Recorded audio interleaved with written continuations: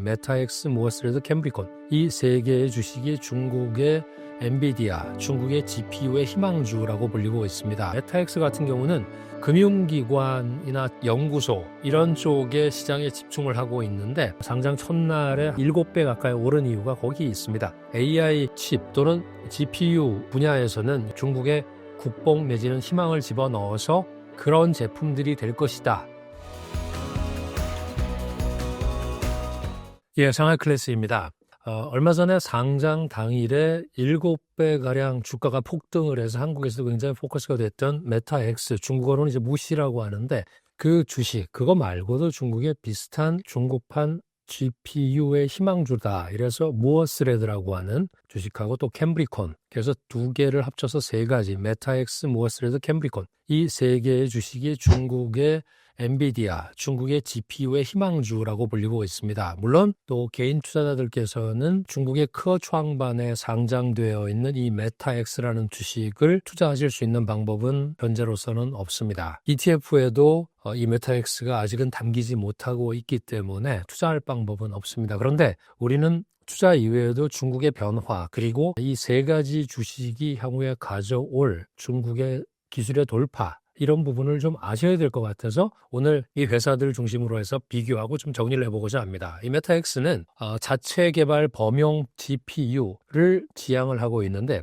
AI 학습이라든가 슈퍼컴퓨팅 이걸 목표로 하는데 아키텍처라든가 또 명령어 이런 것들을 독자적으로 설계를 했습니다. 이런 AI 학습 또 슈퍼컴퓨팅 같은 것들을 고부가가치 시장이라고 할 수 있는데 이런 시장을 목표로 해서 그런데 특히 과학 계산, 즉 굉장히 복잡한 계산이 수반되는 과학 계산의 필수적인 배정밀도의 연산 역량을 특히나 강조하고 있습니다. 이 회사는 특히 높은 국산화율, 즉 완전 자립형 GPU를 지향을 하는데 누가 만드냐? SMIC가 만듭니다. 근데 여기서 이제 문제가 생기겠죠. SMIC는 아무래도 공정 자체가 TSMC에 외주를 주고 있는 엔비디아와 비교해서는 엄청난 차이가 있습니다. 12나노 공정으로 제조를 하기 때문에 차이는 있지만 그럼에도 불구하고 엔비디아의 쿠다 기반의 프로그램에 그런 6천여 개의 프로그램을 무리 없이 실행을 하는 이런 소프트웨어 생태계를 가지고 있어서 이 회사는 장점은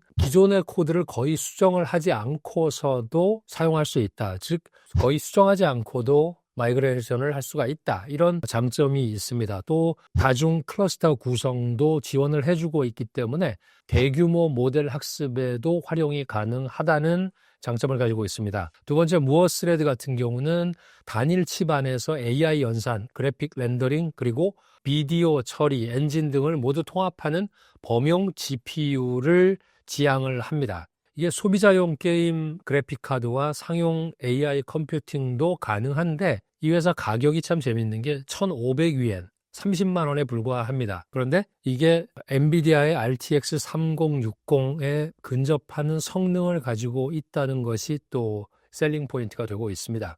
마지막으로 캠브리콘 같은 경우는 AI 추론에 특화된 정예 부대를 지향을 하는데 이 범용 GPU가 아니라 ASIC 기반의 AI 가속 칩에 집중을 합니다. 아키텍처 자체가 딥러닝에 최적화되어 있어서 특정 작업에서 에너지 효율이 일반 칩 대비해서 40%가 높고 처리 속도는 2배 이상 빠릅니다. 그래서 이 회사는 초기에는 단말기용 저전력 AI 칩을 선보였고 그리고 최근에는 칩렛 기술을 적용을 해서 필요에 따라서 연산 성능을 확장할 수 있게끔 만들어 두었습니다. 이 회사들은 각각 별명이 붙어 있습니다.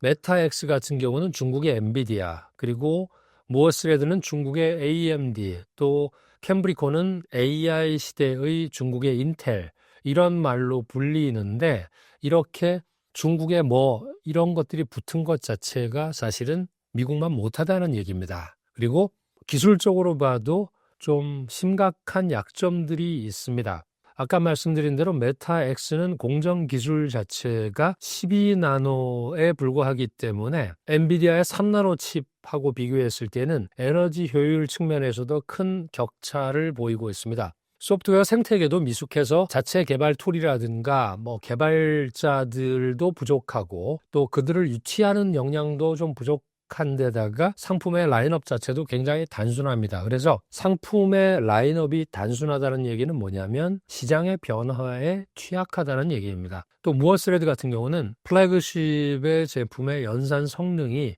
엔비디아의 H100 이번에 미국이 풀어준 AI 칩이죠. 걔하고 비교했을 때 거의 절반밖에 안 됩니다. 그런데다가 또 이것저것 다 하겠다고 만능을 좀 추구하다 보니까 리소스가 분산이 돼가지고 AI 학습 등의 특정 분야에서는 오히려 중국에서도 메타 X에도 뒤처지고 있고 게임의 안정성이라든가 또 발열 관련해서도 개선이 필요한 그런 상황이라고 합니다.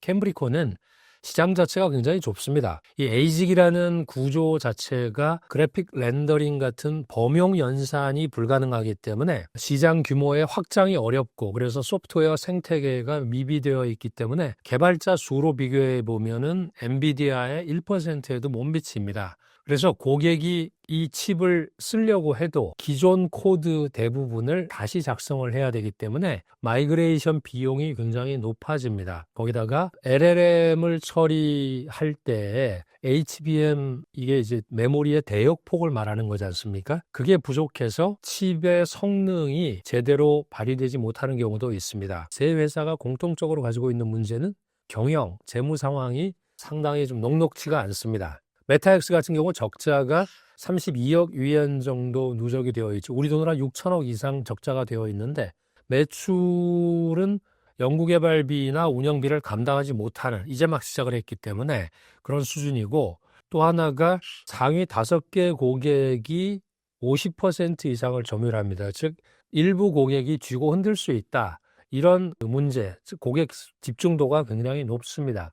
무어스레드 같은 경우는 더 만만치 않죠. 적자가 60억 위엔이니까 1조 2천억 원 정도의 적자가 쌓여 있고 또 다른 국산 GPU와의 경쟁, 뭐 수익성 압박 이런 것도 있지만 무엇보다 이 회사는 미국의 수출 통제의 블랙리스트에 엔터티 리스트에 명단이 올라와 있습니다. 그래서 상당한 제약을 받고 있습니다. 그리고 SMIC는 이 7나노 공정으로 이 회사의 칩을 제조해주고 있지만 아시다시피 7나노 공정의 수율은 지금 50%가 안 되는 것으로 알려져 있지요. 그래서 비용이 굉장히 비쌀 것이라고 추정을 하고 있습니다. 캠브리코는 이게 더 좀 심각합니다. 상위 5개 고객이 94%의 집중도를 가지고 있기 때문에 특히나 텐센트 한 회사가 그중에 50% 이상을 매출에 기여를 합니다.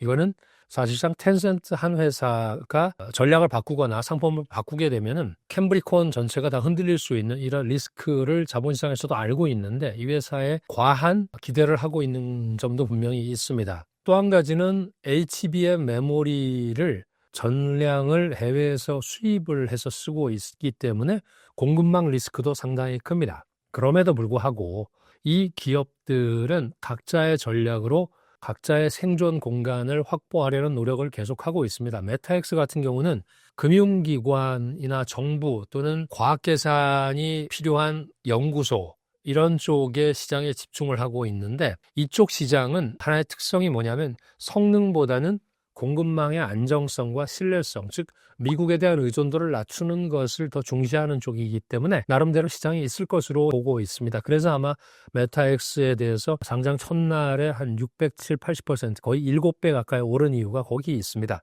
무어스레드 같은 경우는 소비자 시장 진입을 통해서 생태계를 구축을 하려고 하고 있습니다. 게임의 그래픽카드 쪽에 포지셔닝을 해서 일반 사용자 그리고 개발자층을 확보한 다음에 이것을 AI 쪽에 좀 활용을 하려고 하는 그런 연결하는 그런 전략을 가지고 있습니다. 캠브리콘 같은 경우는 범용 쪽을 좀 포커스를 하는 것이 아니라 에이직, 즉 좀 특화된 그런 쪽에 집중을 하고 있어서 IoT, 단말기 등 고효율의 AI 그 추론의 핵심인 버티컬 시장, 수직 시장을 노리는 그런 전략을 가지고 있습니다. 따라서 중국의 고객 입장에서도 선택할 때 이걸 각각 이 회사의 특성에 따라서 선택을 합니다.